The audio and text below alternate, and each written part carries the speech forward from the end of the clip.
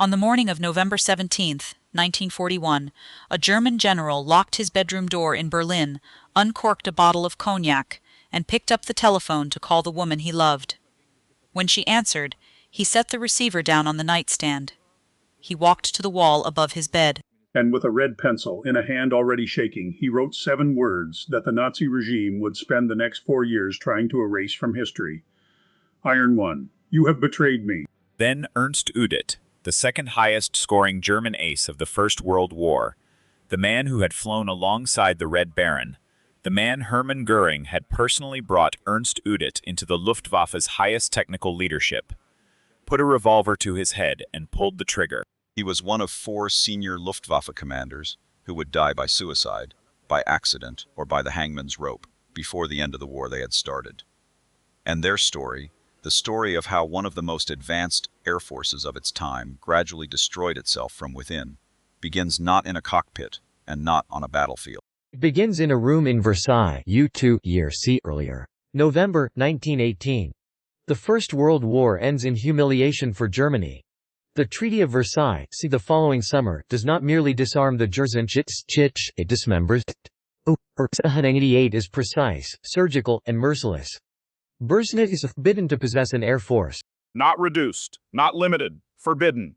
Every military aircraft is to be surrendered or destroyed, every pilot to be dismissed, every aircraft factory to be shuttered or converted. For a nation that had produced the Fokker triplane, the Albatros, the Gotha bomber, for a nation that had given the world Manfred von Richthofen, the Red Baron, this was not disarmament, this was cultural amputation. And Germany, wounded and quiet, began almost immediately to plan its revenge.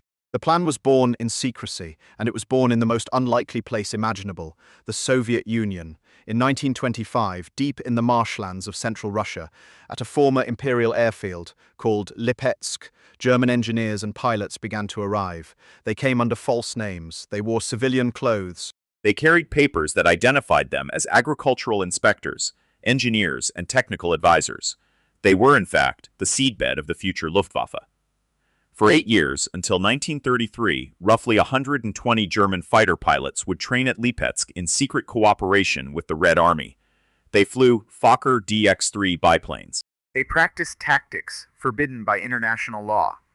They learned the art of aerial combat on the very soil that 16 years later they would return to conquer. It remains one of the great ironies of 20th century military history. But Lipetsk was only the seed. The tree would grow somewhere else entirely. On the 30th of January 1933, a 43-year-old Austrian-born corporal named Adolf Hitler was appointed Chancellor of Germany. Within weeks, he began doing what every previous German government had only whispered about. He began to rearm.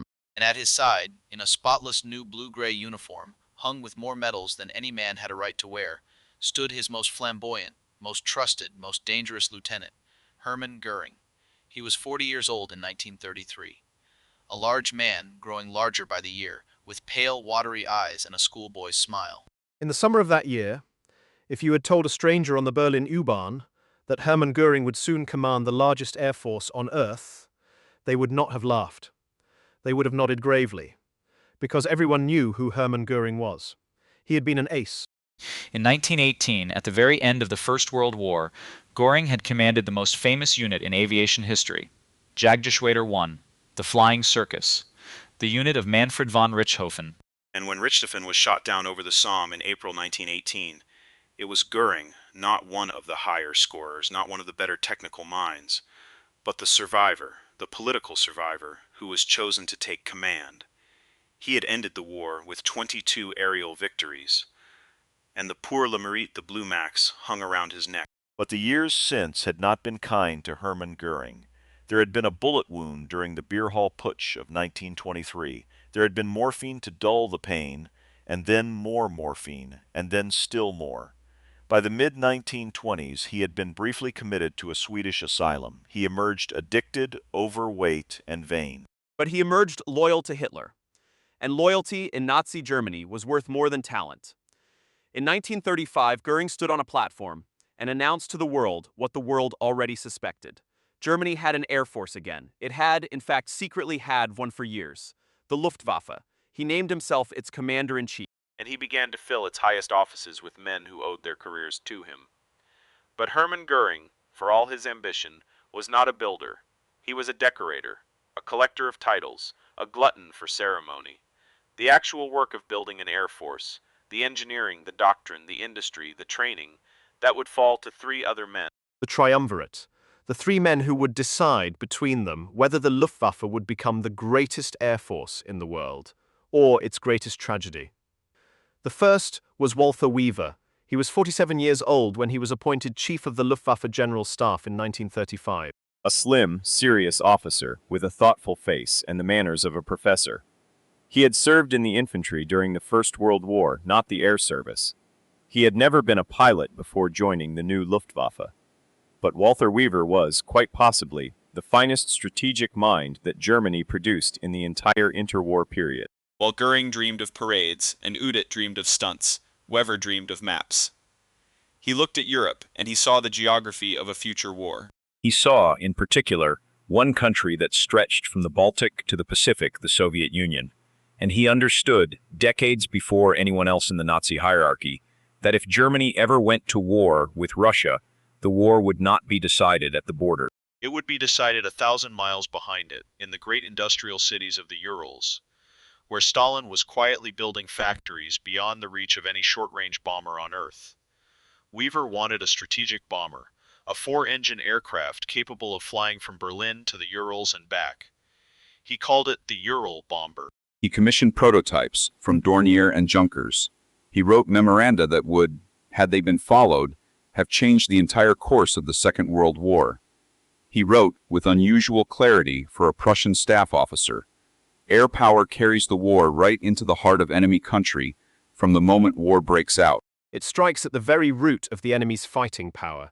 He was the only man in the Luftwaffe leadership who understood that, and on the morning of the 3rd of June 1936, at Dresden-Klotsche Airfield, Walther Wever, 48 years old, in a hurry to attend a funeral in Berlin, climbed into a Heinkel He 70 Blitz. He was an inexperienced pilot. He was preoccupied.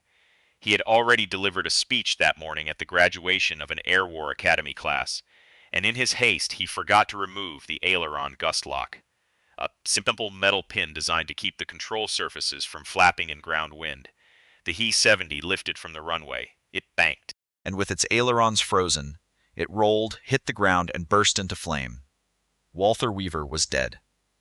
His death removed the Luftwaffe's strongest advocate for a true strategic bombing force. Following Wever's death, support for the Ural bomber steadily faded before the program was ultimately abandoned.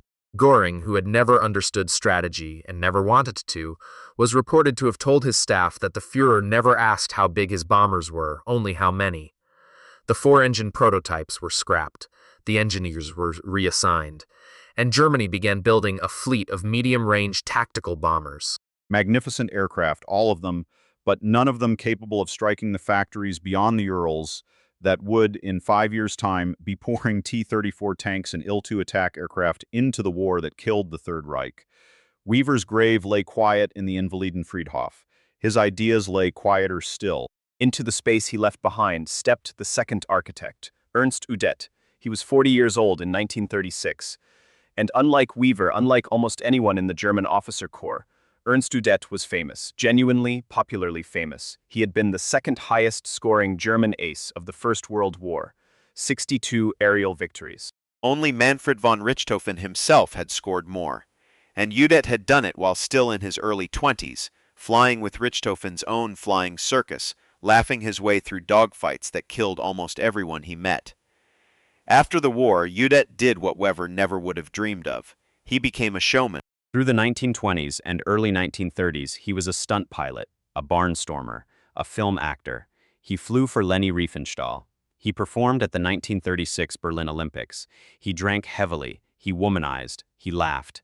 He was, in the peculiar way of famous people, universally beloved and utterly unqualified for any position of responsibility.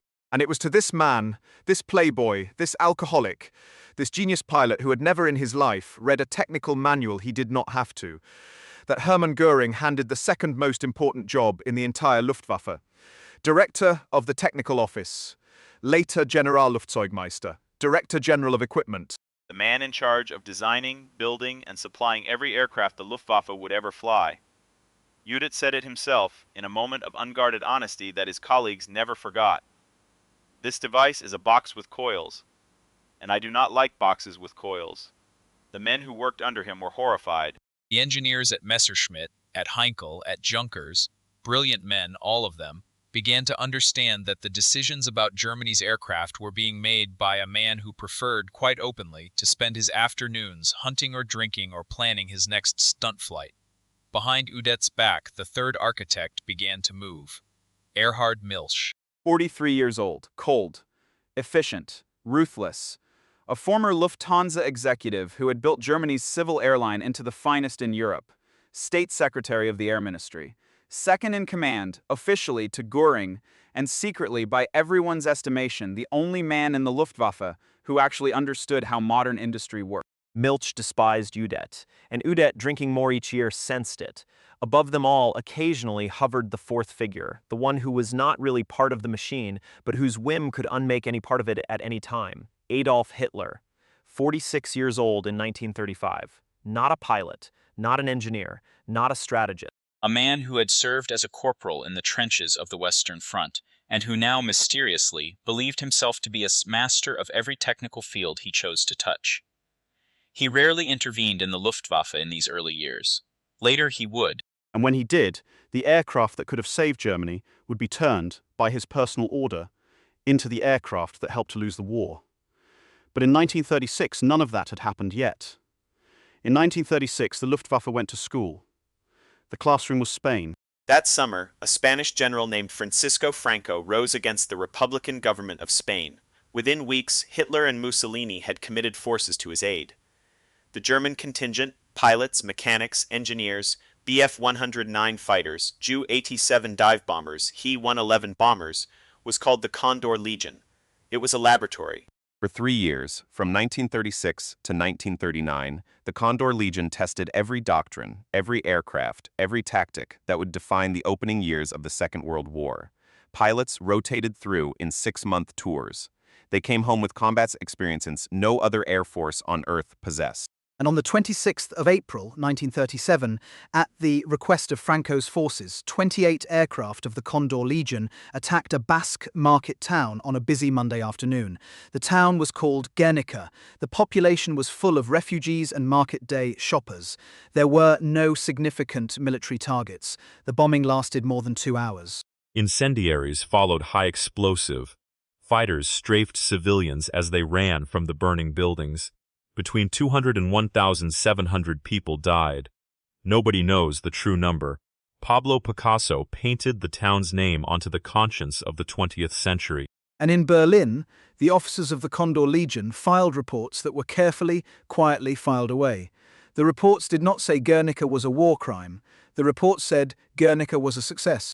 Guernica became one of the earliest and most influential demonstrations of modern terror bombing, the doctrine that would return to visit Rotterdam, Warsaw, London, Coventry, and finally, in overwhelming reciprocation, Hamburg, Dresden, and Berlin itself had been born.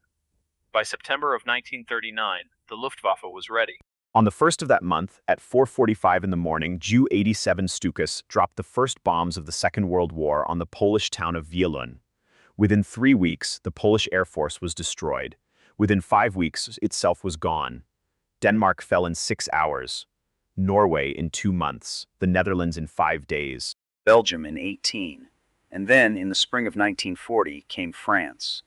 The German airborne assault on the Belgian fortress of Eben-Emael on the 10th of May 1940, carried out by fewer than 80 men landing by glider on the roof of the fortress itself, became instantly famous. The Wehrmacht's tanks poured through the Ardennes. Ju-87 screamed down on French columns with sirens wailing. 6 weeks.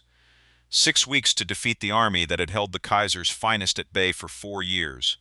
Paris fell on the 14th of June, 1940, and the men of the Luftwaffe returned home to a hero's welcome, to promotions, to medals, to a Berlin that could not stop talking about them.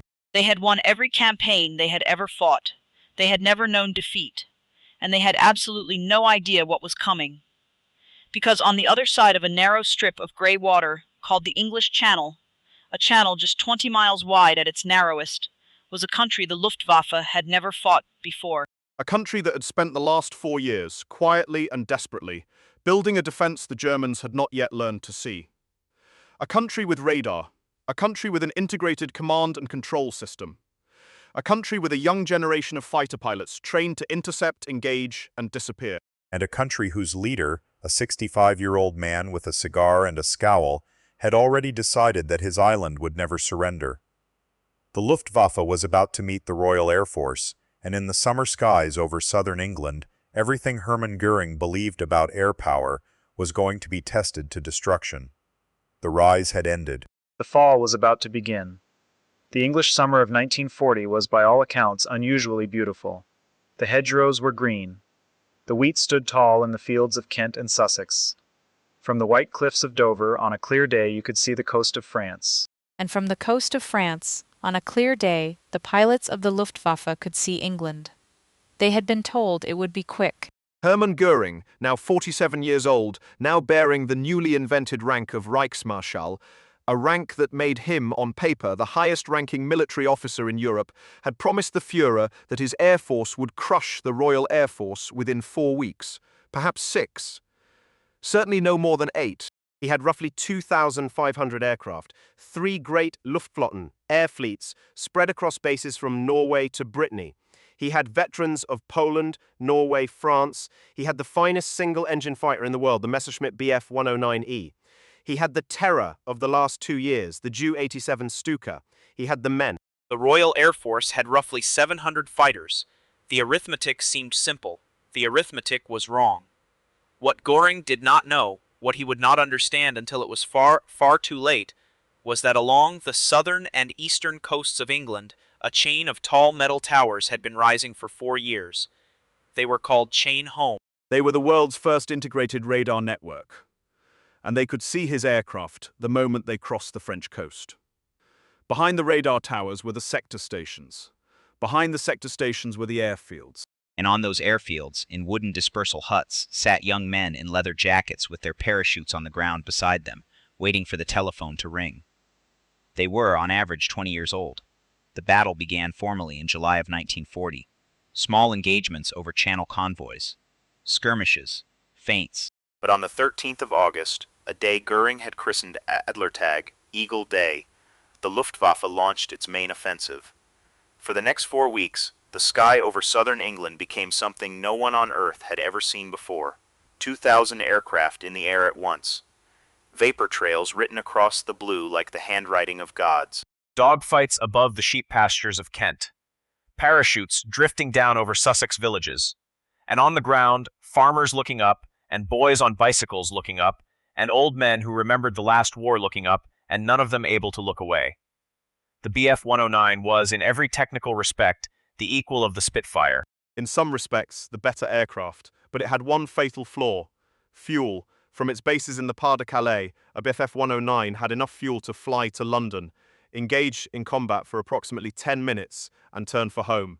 10 minutes. If the escort commanders were disciplined, they made it back. If they were not, if they stayed too long over the fight, if they turned late, if the wind was against them, they ran out of fuel over the channel. The channel that summer swallowed hundreds of Luftwaffe pilots, not shot down, simply drowned. By late August, the Luftwaffe was winning, slowly, painfully, at a cost, but winning. The RF airfields at Biggin Hill, Kenley, Manston, and Hornchurch were being methodically destroyed. Fighter command sector stations were being overrun with damage. Its young pilots, those 20-year-old boys, were being killed faster than they could be trained. Air Chief Marshal Hugh Dowding, the man in charge of fighter command, was watching his force bleed out. He had days left, perhaps a week, perhaps 2, and then, on the night of the 24th of August 1940, a small group of Luftwaffe bombers made a navigational error and dropped their bombs on London. They had been ordered to attack aircraft factories on the outskirts of the city. Instead, in the darkness, they bombed the East End. Winston Churchill was informed within hours. The following night, Bomber Command of the Royal Air Force sent 81 aircraft to bomb Berlin. The damage was negligible. The insult was total. And in Berlin, standing in front of a chandelier in the Reich Chancellery, Adolf Hitler, humiliated, apoplectic, screaming into a microphone at a Sport Palast rally, swore public revenge. On the 7th of September 1940, Hermann Göring personally ordered the Luftwaffe to shift its main attacks away from the airfields of RAF Fighter Command to London. He did it to please Hitler. He did it to punish the English for daring to bomb Berlin. He did it because he believed that terror bombing had broken Warsaw and Rotterdam and would break London within a fortnight. He did it because he did not understand what he had already achieved. He did not understand that Fighter Command was under severe strain, and many historians believe it was approaching a critical point. The shift gave Fighter Command valuable time to recover. 3 days to sleep, 3 days to repair, 3 days to rebuild the sector stations. 3 days that, in the end, saved Great Britain. The London Blitz was terrible.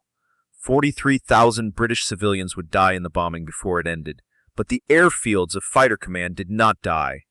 The young men in the leather jackets slept a little, ate a little, went back into the sky. And on the 15th of September 1940, the day the British still call Battle of Britain Day, the RAF sent up every fighter it had. The Luftwaffe lost 60 aircraft to the RAF's 29. 2 days later, Adolf Hitler indefinitely postponed Operation Sea Lion.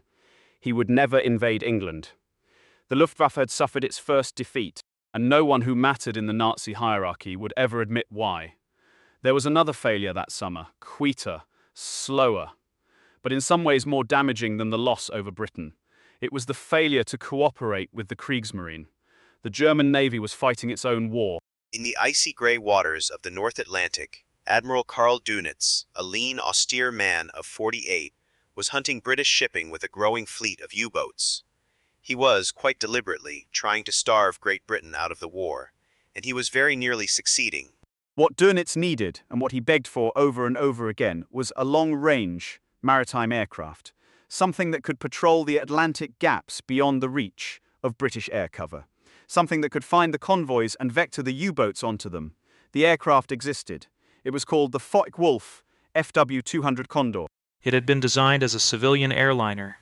It could stay aloft for 14 hours, and when armed and modified for maritime patrol, it was, in the hands of a good crew, catastrophic. With no more than 12 of these aircraft, the Luftwaffe's small maritime detachment sank 85 Allied merchant vessels between June 1940 and February 1941. More than 300,000 tons of shipping, coal, grain, fuel, ammunition, sent to the bottom of the Atlantic. Winston Churchill would later say of the Battle of the Atlantic that it was the only campaign of the entire war that had genuinely frightened him. Dönitz asked Göring for more Condors. He asked for coordination. He asked for a naval air arm of his own. Göring's answer became famous inside the German officer corps. Everything that flies belongs to me, and Dönitz never got his Condors. A much larger maritime air force might have significantly strengthened Germany's Atlantic campaign before the United States could enter it. 12 aircraft in the hands of a service that understood the sea. Instead, they went to a service run by a man who understood only metals. The old joke inside the Imperial Navy, the joke that Dönitz's officers whispered in the corridors of Kiel and Wilhelmshaven, was that they belonged to the Imperial Navy, and Göring's service, they said, was the Nazi Air Force. By the summer of 1941, none of this seemed to matter, because Adolf Hitler had made his decision. On the 22nd of June 1941, at 3:15 in the morning, the largest land army in the history of warfare began to move across a 1,000-mile front.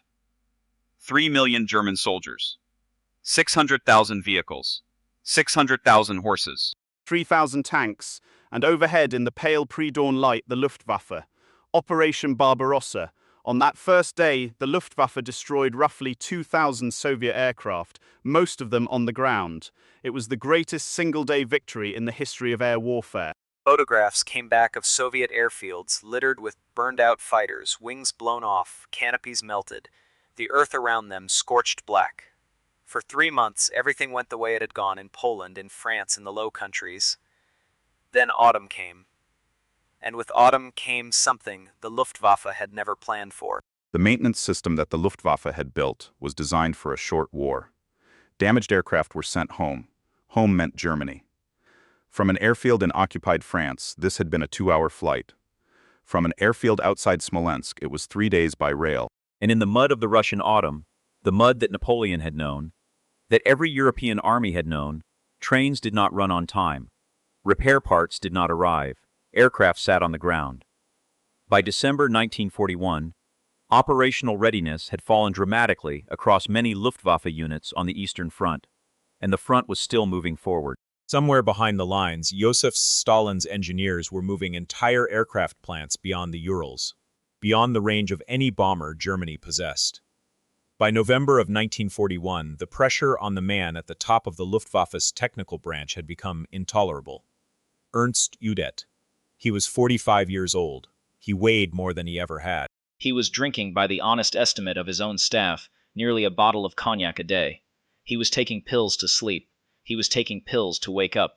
He had not seen his old friends in months. His mistress, a young woman named Inge Blyle, was drifting away from him.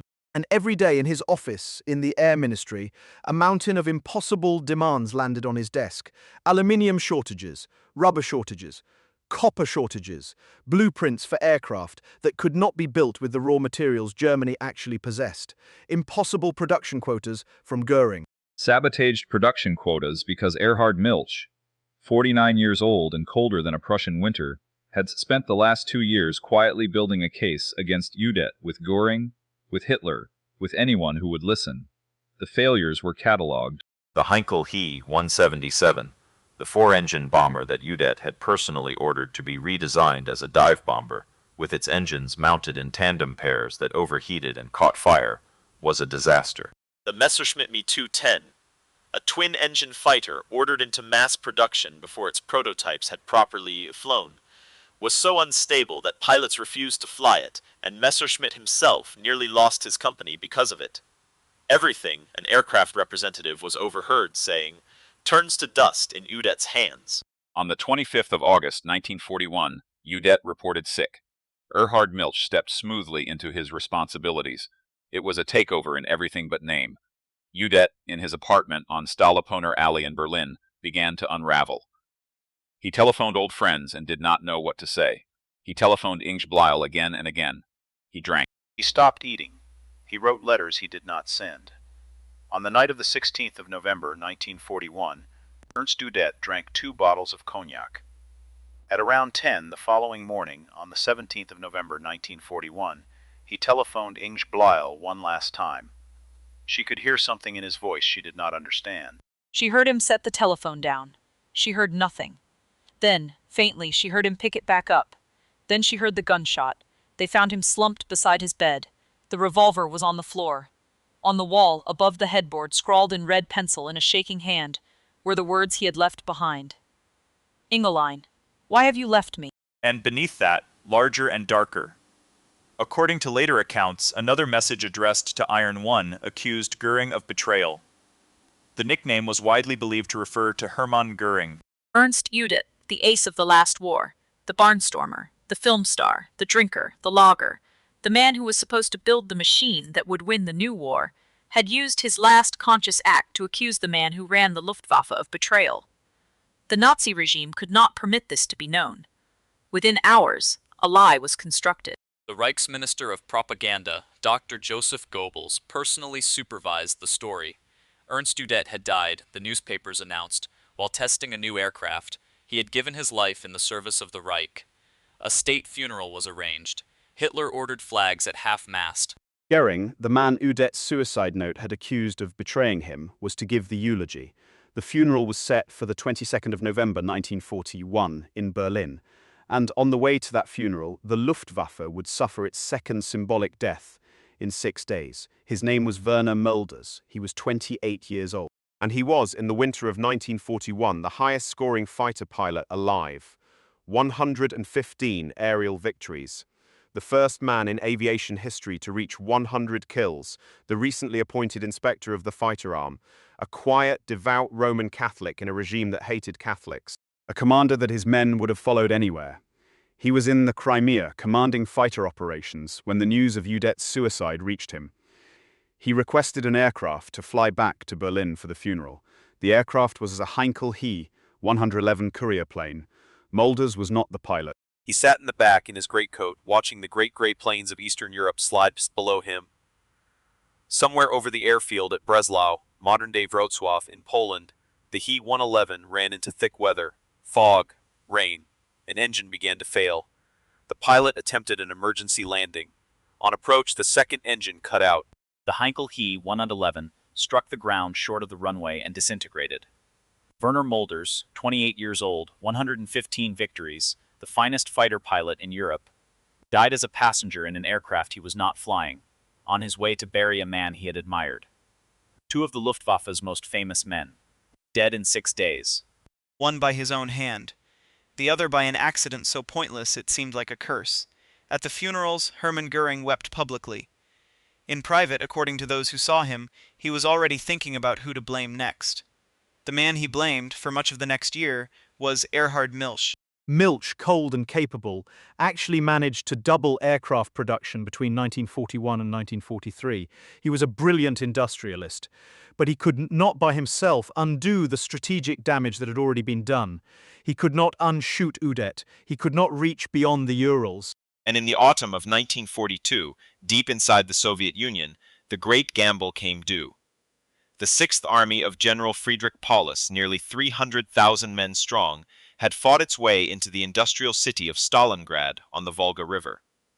On the 19th of November 1942, the Red Army closed a pincer around them. The Sixth Army was trapped. Hitler refused to allow a breakout.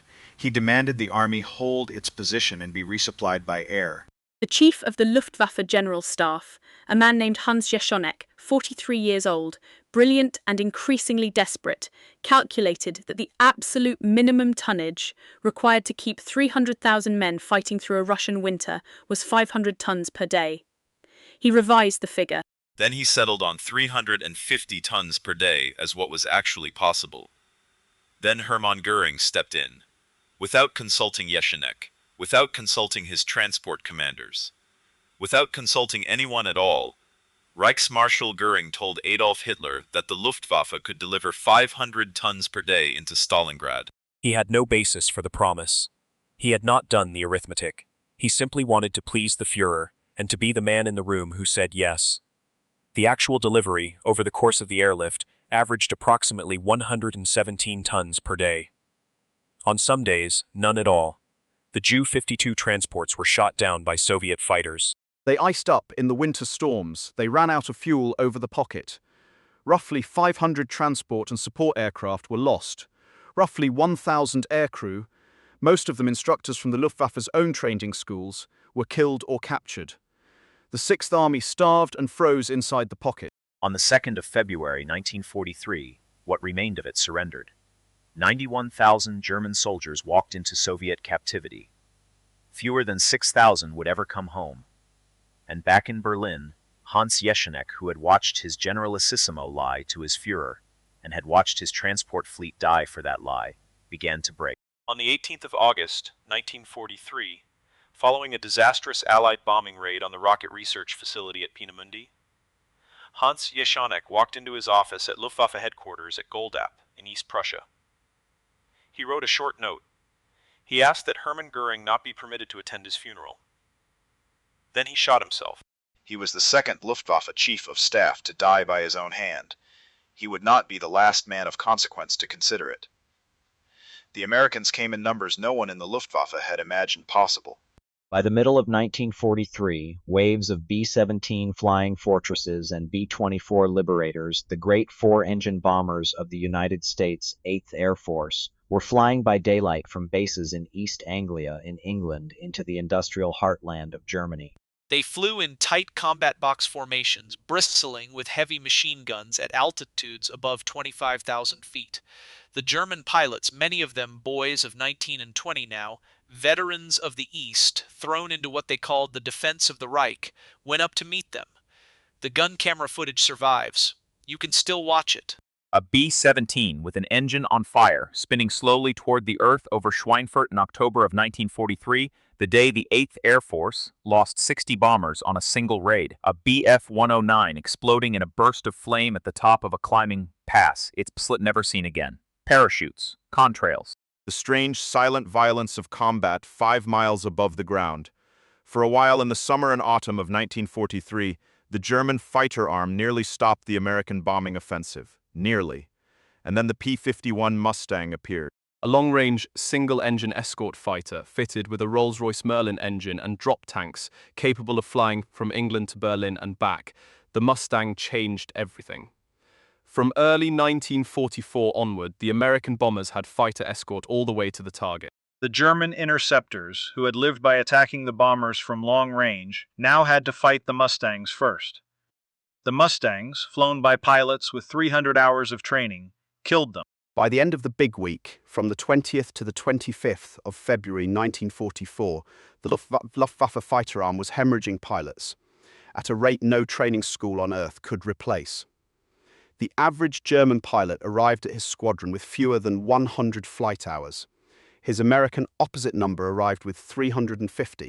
The math had turned, and on the ground in the plants and refineries around Leipzig and Merseburg and Ploiești, the American bombs were beginning to hit the one thing the Luftwaffe could not do without: fuel, synthetic oil, without which the finest aircraft on Earth becomes an ornament. And this was the moment when the Luftwaffe's greatest technological miracle finally arrived. The Messerschmitt Me 262, the world's first operational jet fighter, twin turbojets, 540 miles per hour in level flight, 430mm cannons in the nose. An aircraft nearly 200 miles per hour faster than any Allied fighter in service. Its test pilots called it. The phrase has become famous. The aircraft that flew as though pushed by angels. Adolf Galland had flown it on the 22nd of May, 1943. Galland, 31 years old that spring, general of the fighter arm, a cigar-chewing veteran of Spain and France and the Battle of Britain, had climbed out of the cockpit, walked over to Willy Messerschmitt, and said the words that his colleagues remembered for the rest of their lives. It felt as if angels were pushing. He wanted every 262 that could be built. He wanted them formed into interceptor squadrons. He wanted them to shred the American bomber streams before the Mustangs could react. He believed, and he was probably right, that a few hundred Me-262s in fighter configuration might have posed a far greater challenge to the American daylight bombing campaign. And then on the 26th of November 1943, at the airfield at Insterburg, in East Prussia, everything came apart. Willy Messerschmitt and Erhard Milch had organized a demonstration for Adolf Hitler. New aircraft designs, new prototypes. And there, in the cold November sunlight, sat a Messerschmitt Me-262. Hitler walked slowly along the line of aircraft. He stopped in front of the 262. He turned to Goering. "Can this aircraft carry bombs?" Willy Messerschmitt, anxious to please, desperate to secure the production order, answered before Goering could. "Yes, my Führer. It could carry 1,000 kilograms." Hitler's face changed. He had been afraid for months of an Allied invasion of France. He wanted a fast bomber, something the Allied fighters could not intercept. Something to strike the beachheads on the day the landings came. He did not want another fighter. He believed, plenty of fighters. Then it is a blitz bomber. A high-speed bomber, not a fighter. The order went down through the chain of command that afternoon. Hitler insisted the Me-262 be developed first as a fast fighter bomber. Adolf Galland was not consulted. He was, in fact, not informed for weeks. When he finally learned what had happened, he was, according to those who saw him, physically shaking with rage. The aircraft was designed for interception. Its guns were in the nose. It had no bomb sight. It could not, in any meaningful sense, be a bomber. The bomber requirement delayed the Me-262's full interceptor deployment, though historians still debate by how much. 6 months, from the summer of 1944 until early 1945, during which the American bombing campaign systematically destroyed the German synthetic oil industry. 6 months during which the Luftwaffe, deprived of the interceptor that could have saved it, watched its cities burn.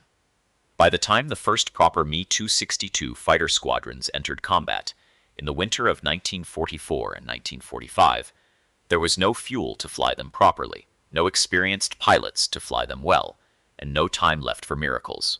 A cold wind was rising over Germany. The Red Army was on the Vistula. The Americans were on the Rhine. The British were closing on the Rhine from the north. And in the corridors of the Air Ministry in Berlin, a very small group of senior fighter pilots, Adolf Galland, Günther Lutzow, Johannes Steinhoff, had begun to speak among themselves in careful voices behind closed doors about a thing that could no longer be ignored. The man at the top of the Luftwaffe had to go. Hermann Goering, fat now, dazed with morphine, retreating for weeks at a time to his hunting lodge at Carenhall while his air force disintegrated, had to be removed. For the good of the service. For the good of the country. Even perhaps for the good of the war.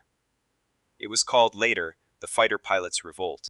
And it would end Adolm's career. It would end very shortly several other things as well.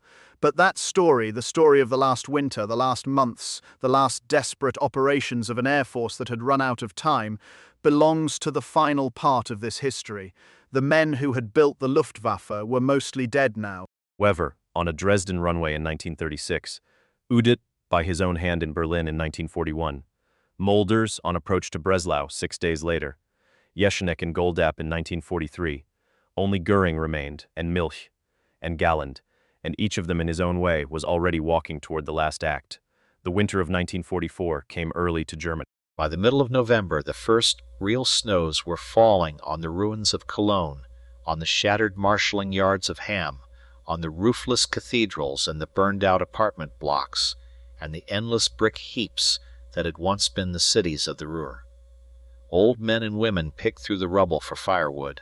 Children walked to school past craters still warm from the night's raid, and in the smoke-blackened sky above them, day and night, the bombers of the Royal Air Force and the United States Army Air Forces flew on, methodical and unstopping, as though the weather itself no longer mattered.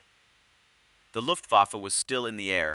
But it was no longer in any real sense an air force. It was a collection of desperate men in desperate machines fighting a battle it had already lost, obeying orders from a chain of command that had begun to eat itself from the top down. And in a paneled office in the Air Ministry in Berlin, on a cold morning in January of 1945, that chain of command finally broke. His name was Adolf Galland. He was 33 years old that winter. General of the fighter arm, 104 confirmed aerial victories in his logbook. A Knight's Cross with oak leaves, swords, and diamonds, the highest decoration the Reich had ever created, hanging around his neck. And he had, by the beginning of 1945, run entirely out of patience with the man he served. Hermann Goering, 52 years old, was almost never seen at his desk any longer. He wore silk dressing gowns at Carenhall. He fingered emeralds. He carried a jeweled marshal's baton on ceremonial occasions, and on non-ceremonial occasions, injected himself with paracodeine tablets by the dozen. He blamed his fighter pilots for the loss of the war. He said so publicly. He said so at meetings that his fighter pilots were required to attend. Galland stopped attending. Together with Colonel Günther Lutzow and Colonel Johannes Steinhoff, and a small circle of other senior fighter commanders. Men who had been in the sky since Spain, since Poland, since France, Galland began to plan something quiet and dangerous. Not a coup, not against Hitler, not against the party, against Goering. They would demand his removal. They would go to the Führer directly if they had to. They would tell him what every man in a leather jacket already knew, that the Reichsmarschall had become a caricature, an obstacle, a man whose ego was killing the finest fighter arm in Europe. In January of 1945, Galland was summoned to Goering's office and informed that he had been relieved of his command as general of the fighter arm. Heinrich Himmler's Schutzstaffel opened a file on him. There was talk, quiet, terrifying talk in the corridors of the Air Ministry, of treason charges. Colonel Lutzow, who had spoken most sharply against Goering, was exiled to a ground command in Italy. The fighter pilots' revolt was over. Its leaders were finished, and the aircraft they had fought to command, the Messerschmitt Me 262, was about to be committed to the strangest final act the Luftwaffe would ever perform. Before we come to that, we must speak of one operation, an operation planned in the greatest secrecy the Luftwaffe had managed in years. An operation that killed the very idea that the Luftwaffe could ever fight again. It was called Bodenplatte, baseplate. The idea was simple, and it was the idea of a service that had run out of ideas. On the morning of the 1st of January, 1945, while the Allied ground crews slept off their New Year's Eve hangovers, while the frost still lay on the airfields of Belgium and Holland and northern France, the Luftwaffe would launch every fighter it could get into the air. 900 aircraft. Bf-109s and FW-190s, and a handful of Me-262s. In a single coordinated dawn strike, they would attack 17 Allied airfields. They would destroy the American and British tactical air forces on the ground. It was Pearl Harbor in reverse, in snow, in desperation. They flew at treetop height in the cold, half-light, wing to wing, engines howling. Many of the pilots were 19 or 20 years old. Many of them had never flown a combat mission before. Some of them had less than 100 hours in their logbooks. Above the low farmhouses of the Rhineland, they crossed into Allied territory in the strictest radio silence. Which meant that the German flak batteries defending the same territory, the batteries deployed to shoot down American and British aircraft, had not been told they were coming. The German anti-aircraft gunners looked up at the treetop height formations. They saw hundreds of fighters flying west toward the enemy lines. They saw silhouettes they did not recognize in the pale winter morning, and they opened fire. Several Luftwaffe aircraft were mistakenly fired upon by German flak batteries. Boys who had survived training, who had survived the fear of that first sortie, who had crossed the enemy lines only to be killed by the guns of their own country. The airfields, when the Germans reached them, were largely undefended. The strafing runs, when they worked spectacularly. Approximately 300 Allied aircraft were destroyed on the ground, but the Allies could replace those aircraft in a week. The Luftwaffe could not replace what it had lost. 271 Luftwaffe aircraft gone in a single morning, 213 pilots killed, missing, or captured, and of those pilots, a devastating number were squadron leaders, formation leaders, instructors, men with 1,000 hours of combat experience, men who could not be replaced by any training school in the world. Bodenplatte broke the back of the German fighter arm. It was, in every measurable sense, the last major operation the Luftwaffe would ever conduct. The men who had planned it had convinced themselves it would buy time. It did not buy time. It spent in a single frozen morning whatever time was left. And now, at the very end of the war, Adolf Galland was given one last thing to do. It came, of all people, from Hermann Göring himself. In February of 1945, Göring summoned the man he had just fired, the man whose career he had just destroyed. He told Galland he could form a small unit. He could pick his own pilots. He could fly the Me-262. He could, in Göring's exact phrase, prove what he had always said about the aircraft. It was, at one level, a taunt. At another, it was as a way of getting a difficult man out of Berlin. At a third level, and this was the one that mattered, it was permission for Adolf Galland to do the only thing he had ever really wanted to do: fly. The unit was called Jagdverband 44, JV 44. It was based at the airfield at München-Riem on the outskirts of Munich, and when word went out through the fighter arm that Galland was building a jet squadron, the letters began to arrive from every front in Germany. Gerhard Barkhorn came, 301 victories. Heinz Beer came. 220. Walter Krupinski came, 201. Johannes Steinhoff came, 176. Between them, the pilots of JV 440 carried more than 1,000 aerial victories on their combined logbooks. It was a squadron out of a legend, and it was flying an aircraft out of a science fiction novel.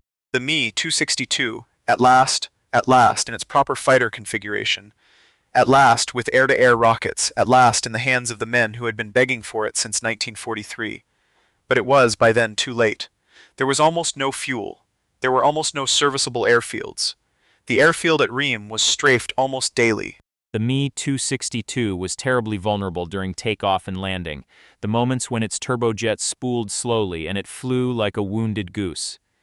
Galland stationed a flight of W190D piston fighters, painted with bright red and white stripes on their undersides, to protect the jets during those minutes. The unofficial nickname of that protective flight became famous in the black humor of the last days, the Parachute Squadron, because whenever an American P-51 came diving, the FW-190 pilots were expected to draw the fire, take the hits, and bail out. On the 26th of April 1945, the war had 4 days left to run in the European theater. In Berlin, Adolf Hitler was in the Führer bunker, preparing his suicide. The Red Army was inside the Ring Railway. The Reich itself was measured in city blocks now. At 11:30 in the morning, at München-Riem, Adolf Galland climbed into the cockpit of a Messerschmitt Me 262. He was 33 years old. He had been in uniform for 15 years. He had killed 104 men in the air. He led a formation of 12 jets off the cratered runway. Their target was a group of American B-26 Marauder medium bombers of the 17th Bombardment Group, coming in to strike the ammunition dump at Schrobenhausen and the recently evacuated jet base at Lechfeld. Each of Gallen's 12 Me-262s carried R-4M unguided air-to-air rockets under its wings, the very weapon he had been asking for since 1943. They came out of the sun.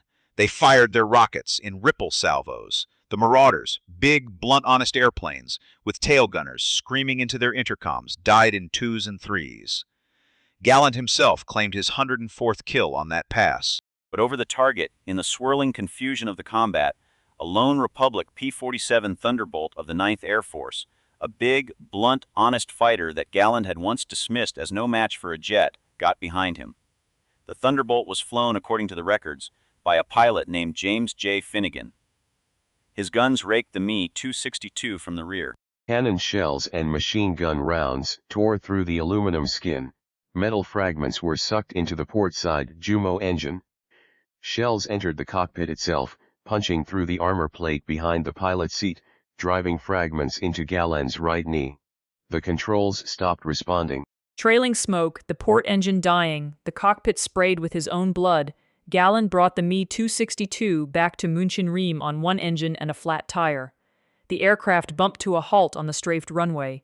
He threw open the canopy. He tried to climb out, and could not. His leg would not hold him, and a mechanic on a small tracked motorcycle called a Kettenkrad came racing across the tarmac to pull him to the shelter of a bomb crater as American fighter bombers began to strafe the field.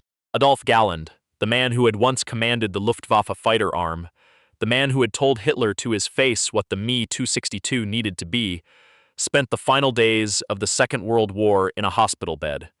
He would never fly a combat mission again. 3 days later, Hitler shot himself in the bunker. 9 days after that, on the 8th of May 1945, the Third Reich formally surrendered. At an airfield near Salzburg, the pilots of JV-44 walked out to their remaining Me-262s and rolled hand grenades down the intakes of the turbojet engines. They would not let their aircraft fall intact into anyone's hands. Not Russian, not American, not British. The last operational jet fighters in the world burned themselves to slag on an Austrian meadow, and that, more or less, was the end of the Luftwaffe. There was one death still to come. It happened on the 23rd of April, 1945, 3 days before Galland's last combat mission, 1 week before Hitler's suicide. Hermann Göring was at Berchtesgaden, in the Bavarian Alps. He had received reports that Hitler intended to remain in Berlin and die there.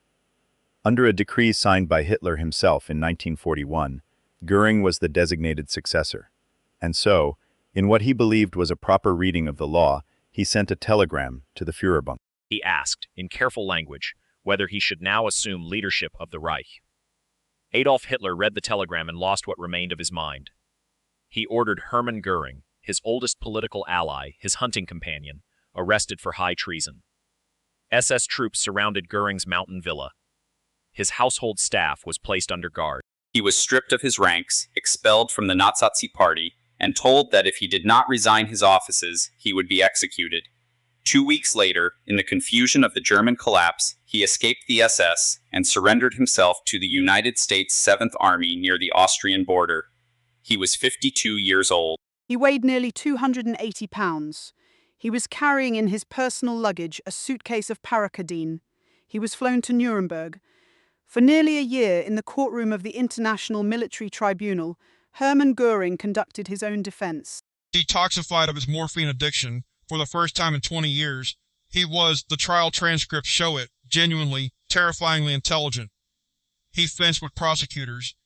He mocked witnesses. He denied nothing and apologized for nothing. He was found guilty of all 4 counts: crimes against peace, war crimes, crimes against humanity. Conspiracy. He was sentenced to hang.